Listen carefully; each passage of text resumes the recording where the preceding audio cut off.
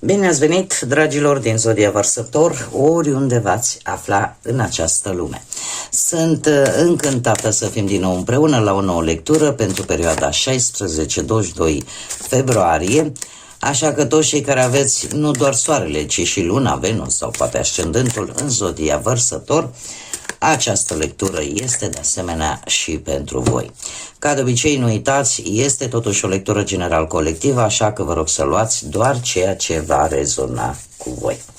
Și înainte de a începe lectura propriu-zisă, pentru voi, dragilor din Vărsător, trebuie să mulțumesc și îmi doresc acest lucru, să mulțumesc tuturor celor care sunteți deja aici, care mă susțineți prin intermediul comentariilor, prin fiecare gest de apreciere și fiecare gând bun care vine din partea voastră.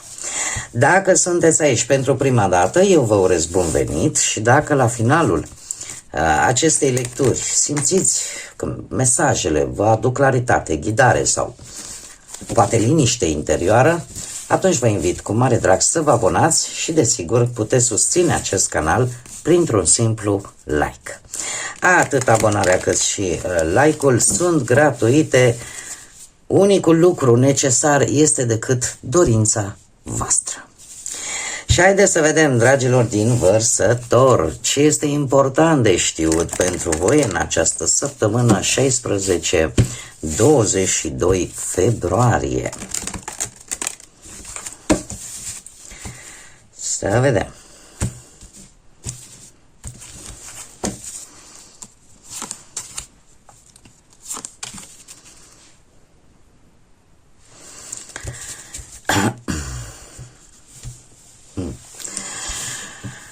Foarte, foarte interesant. Dragilor, la voi se termină o călătorie. Unii aveți dorința de a vă reîntoarce acasă, sau cel puțin în acel loc pe care voi îl numiți acasă. Apare acea necesitate de a vă conecta, poate cu strămoșii voștri, cu căminul vostru. Pentru alții este o dorință acerbă, o dorință puternică de a avea o stabilitate și poate sunteți în căutarea unui cămin, a unei case, a unui teren. Ce este foarte interesant,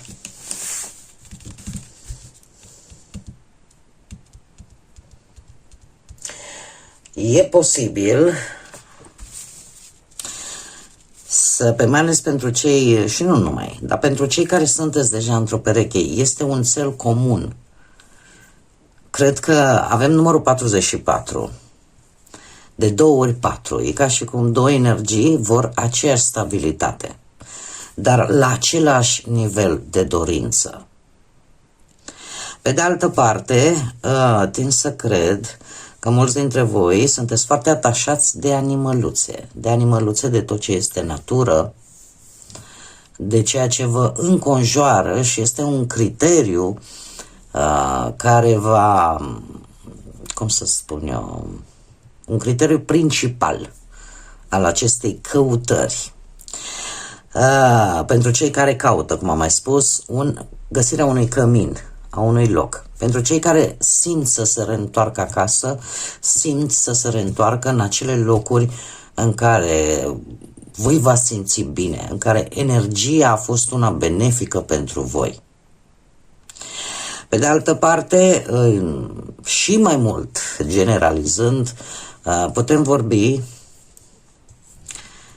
de finalizarea unei călătorii la propriu. O călătorie care poate a durat destul de mult timp și dorința de a te întoarce la ce iubești, fie el loc sau persoană. Dar ceva foarte puternic. Haideți să vedem ce ne spune și tarotul. Ce vine pentru dragii mei din Vărsător în săptămâna 16-22 februarie.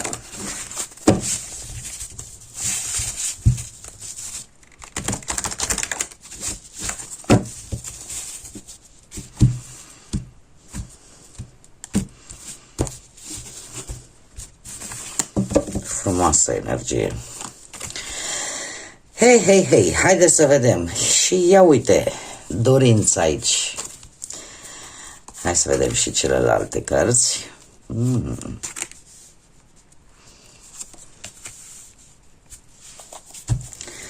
Să știți că nu este rău deloc. Dacă veți ține cont de anumite aspecte, chiar puteți să obțineți ceea ce voi vă doriți. Haideți să luăm cu început. Avem un paj de bâte. Un paj de bâte cu predilecție pentru cei care aveți poate și un ascendent în zodii de foc, berbec, leu sau săgetător. Totuși, acest paj de bâte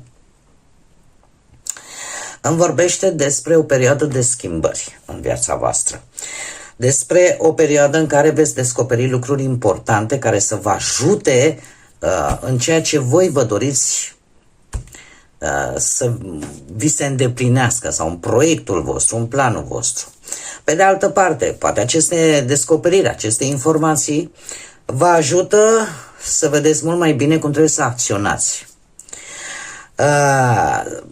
Iar de asemenea putem vorbi și de o veste tare bună, o confirmare pe care voi o așteptați și care cumva îți indică, domne, sunt pe calea aia cea mai bună, da? Adică merg în direcția care trebuie. Așa ce văd eu aici, faptul că avem două arcane majore, lucruri importante, eu zic că stați totuși destul de bine, sunteți destul de maleabil, în primul și în primul rând. Chiar dacă aveți această dorință puternică, chiar dacă nu duceți lipsă nici de energie, lipsesc spadele. Lipsesc spadele care sunt elementul vostru. Cumva sunteți purtați mai mult emoțional, sentimental decât rațional și logic. Pentru voi asta este o provocare. Este o provocare pentru că de obicei faceți lucrurile ținând cont foarte mult de realitatea din teren, ținând cont foarte mult de cum vedeți voi din punct de vedere rațional anumite situații.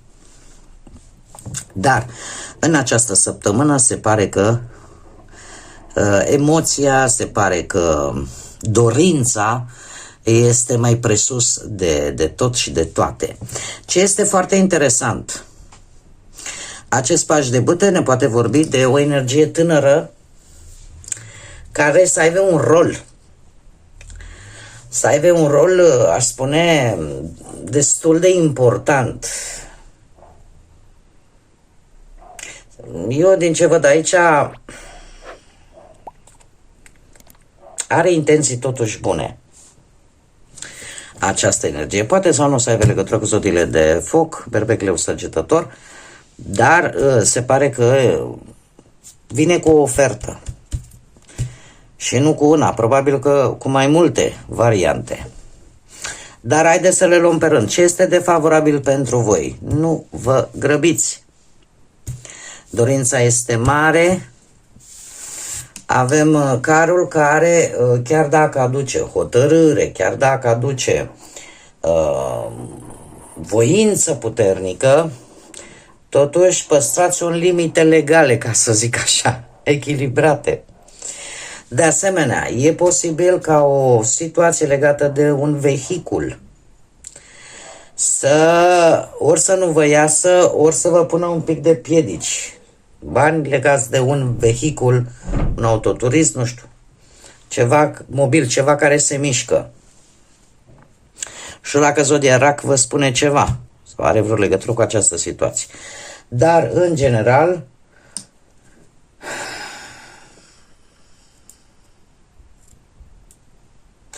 e posibil de asemenea, mai ales dacă vorbim pe plan sentimental, să fie cineva care să aibă un mijloc de transport mai măricel așa, dar ce trebuie reținut că e posibil să fie doar în trecere și nu neapărat să stea, dacă vorbim de viața sentimentală.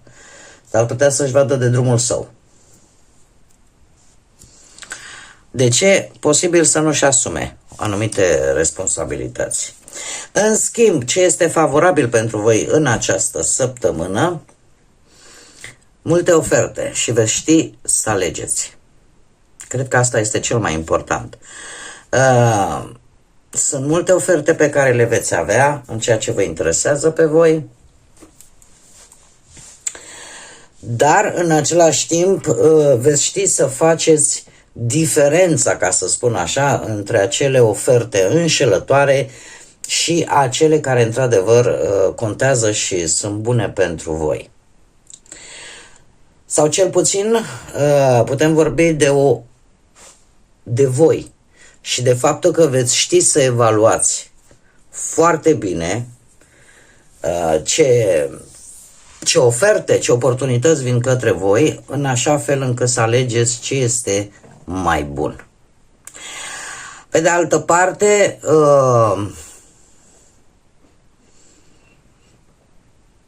eu zic că aveți capacitatea să faceți alegerile cele mai bune. Aveți această capacitate. De ce? Pentru că pe poziția ce puteți voi controla avem pusnicul. Pusnicul, să știți că nu e... Chiar dacă aparent zici, domne, mă mișc mai greu în luat decizii, mie îmi trebuie să analizez, îmi trebuie să văd, să știu. Reprezintă zodia Fecioarei, pusnicul, și Fecioara, să știți că e o zodie foarte organizată. Cu atât mai mult dacă voi aveți și vreun ascendent în Fecioară, da. De ce? Pentru că veți analiza foarte bine lucrurile în așa fel încât să puteți face această triere și tocmai de aceea e pe o poziție favorabilă, pentru că veți ști cum îmi dau seama dacă asta e bună sau nu. Prin analiză. Într-o analiză foarte profundă. Prin faptul că chiar dacă, cum să spun eu, poți fi văzut ca o persoană retrasă, tu acolo în liniștea ta ți le pui cap la cap pe fiecare, în așa fel încât să vezi lucrurile foarte clar și să poți lua decizia cea mai bună. Iar asta într-adevăr stă în controlul vostru. Și aș mai spune un lucru. Într-adevăr, în această săptămână pe voi nu vă influențează partea asta emoțională foarte tare. Emoțională și chiar dacă sunt în contradicție cu energia principală, totuși, în momentul în care trebuie să analizați cumva lucrurile, o faceți la rece, ca să spun așa. Este o dorință puternică, este adevărat, este ceva intern, o dorință aprigă și poate chiar emoție, dar e ceva ce stă în interiorul vostru și nu vă exteriorizați. Cred că asta e cea mai bună explicație, ca să nu mai par așa în antiteză prin energiile de la început și cu cea pe care o vedem în lectură. Dar în momentul în care lucrurile sunt serioase, acolo te-ai oprit și le iei frumos pendelete. Și să vedem aici ce mi oferă și aici cum pot face. Adică intri foarte mult în subiect, ceea ce până la urmă nu este ceva rău. Adică intri așa în profunzimea lucrurilor. Bun, mergem mai departe. Ce nu puteți voi controla? Voi nu puteți controla faptul că la un moment dat totuși voi rămâne în două variante. Și va trebui cumva să alegi între cele două. Sau veți fi puși poate în situația în care trebuie să rezolvați două situații sau cel puțin să le țineți în echilibru pentru ca aceste lucruri să se dea, pentru ca aceste lucruri să fie viabile pentru voi, să fie bune pentru voi. Cumva, vrei, nu vrei, apare această necesitate de a echilibra ceva. Și atunci va trebui să te adaptezi mult mai bine. Cumva eu aș spune că îți poate aduce mici preocupări, dar să știți că nu e ceva peste care voi să nu puteți trece sau să nu le puteți rezolva. Veți fi probabil puși în situația în care să țineți în echilibru, să faceți tot felul de jonglerii cu ghilimele de rigoare, ca nu să luați de aici, ca să puneți dincolo, să zicem. Da? Să le țineți un pic cam la același nivel. Asta îmi vorbește de schimbare care vine, o schimbare care vine în viața voastră. Așa, în mare, din câte văd aici, ar putea să fie vorba și de situație financiară, ceva legat de bănuți, de parte profesională, de ce nu, poate să fie și două oferte de muncă,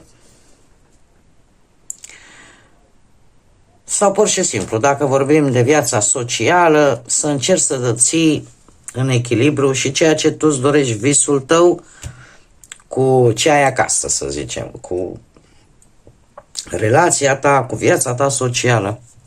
Dar nu este ceva peste care voi să nu puteți trece sau să nu le puteți rezolva. Haideți să vedem acum și mesajul îngerilor pentru voi, dragilor din Vărsător, în săptămâna 16-22 februarie, și îl avem pe Ceavachiah, care ne spune așa: este cineva care te-a ofensat? Este o întrebare. Caută în exterior și încearcă să regândești această relație. E ca și cum ai zice,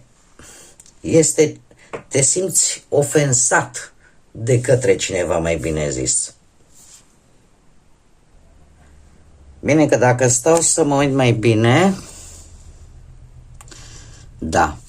Deci, stați așa, nu e vorba de cineva care va jigni pe voi, ci dacă există cineva pe care voi l-ați gândit. Deci avem aici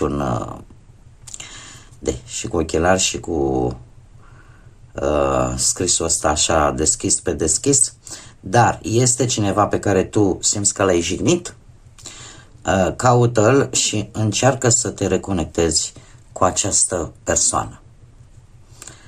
Un mesaj simplu, dar concis.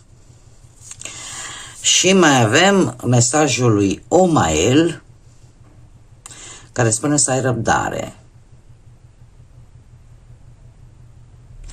Se pare că în această săptămână atenția ta trebuie să fie mai mult pe a produce și pe a crea. Și lucrurile probabil că vor veni de la sine. Mă intrigă un pic primul mesaj și nu știu de ce, în momentul în care într-un final l-am tradus corect, mă gândeam, știți ce se întâmplă? E posibil ca această persoană, pe care posibil cu voie sau fără voie sau într-o stare nervoasă, să o fi jignit-o cu ceva. Sfatul este, caut-o și încearcă să împaci situația cumva. E posibil ca această persoană, dragilor, la un moment dat să vă loviți de ea. Acum, lăsăm la o parte îndemnul, nu? Îndemnul îngerilor, al divinității, este acela de a ne înțelege bine unii cu ceilalți, da? Numai de bine. Dar eu am simțit nevoia intuitiv, așa să vă spun și acest lucru. Și pe Omael, desigur, care spune, cu răbdarea trecem marea și, desigur, în această săptămână ar trebui să vă focusați pe ceea ce este cu adevărat productiv și creativ pentru voi. Lucru de-al pe care l-am văzut și cu acești 7 de cupe.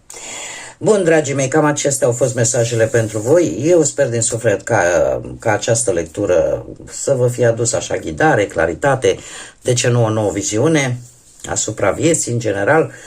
Așa că vă mulțumesc tuturor pentru că ați fost alături de mine și până la o nouă lectură, desigur, nu uitați, dragilor, zburați înalt, suflete frumoase și lăsați iubirea și credința și pacea să vă însoțească cu fiecare pas din viața voastră.